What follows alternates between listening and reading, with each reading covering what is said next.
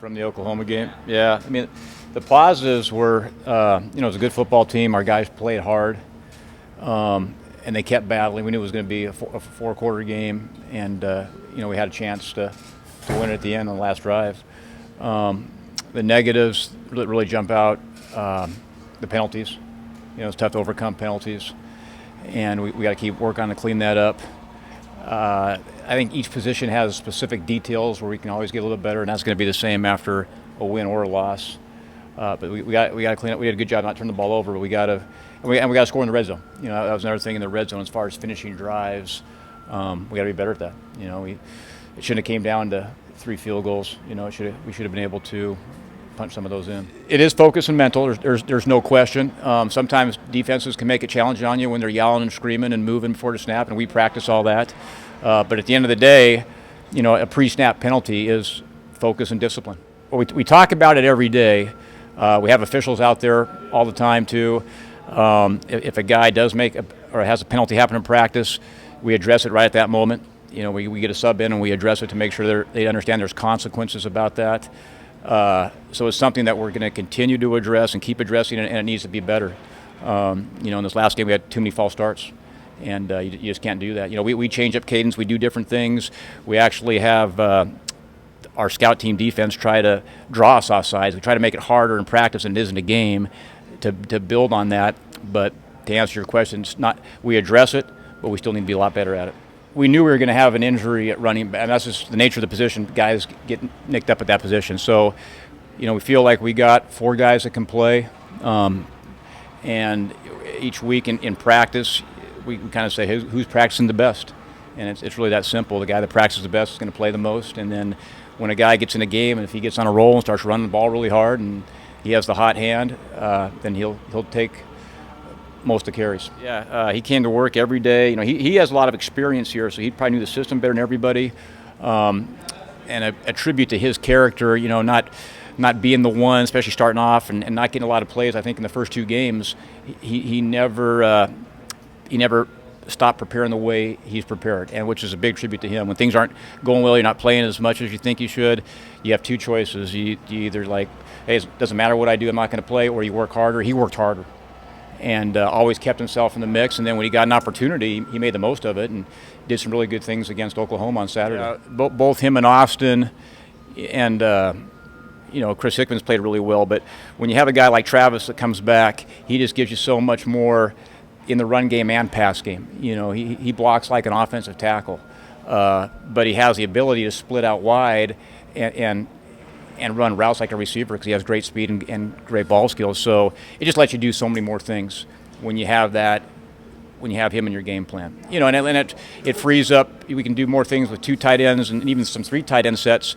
because Austin's one of our better players, and Chris Hickman and Chancellor Brewington has been a great surprise. So we've got 4 guys that we can kind of mix match, put guys in there.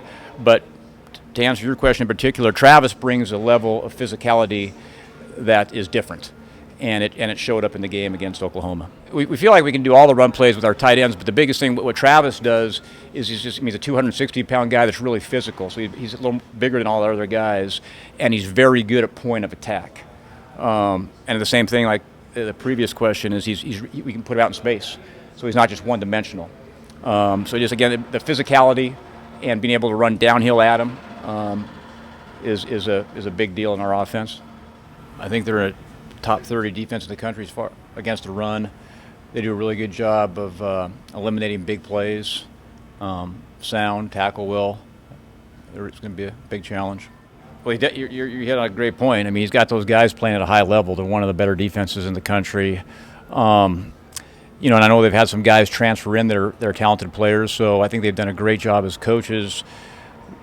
The system that they have, getting guys to understand it, keeping it simple so they can play fast. But it's sophisticated enough where they can cause you problems.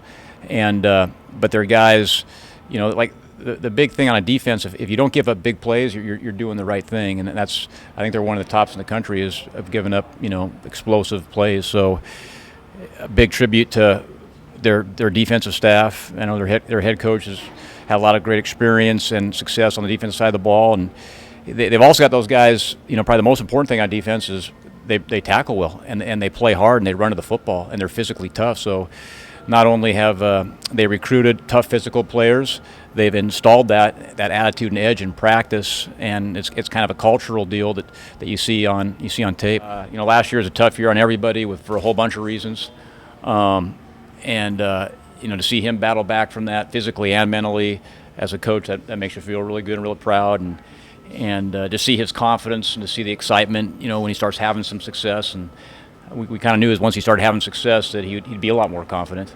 Very proud of him, and I think he's going to keep getting better and better. We have sports psychologists that does a great job of kind of keeping a pulse on our guys, and then us as assistant coaches, because we're not in their heads every single day. And a lot of guys can really hide it, especially with the climate, with COVID, and then guys coming into a new atmosphere, freshmen, and everything being foreign to them. You can't take for granted that guys are just adjusting socially and mentally well. You have to really take the time to get to know them, take the time to keep a pulse on how they're feeling, and at the end of the day, just be really sensitive to it, and let our guys understand too that there's nothing wrong with having a problem or having a bad day, and mental health is, a lot of people have it. And we're here to help. And sometimes, if you can break down the barrier where the guys feel comfortable about telling you about how they're feeling, their problems, then you've got the culture you need where you can actually help some guys. And I think Coach Frost does a good job of that. Create an atmosphere where I think players feel comfortable.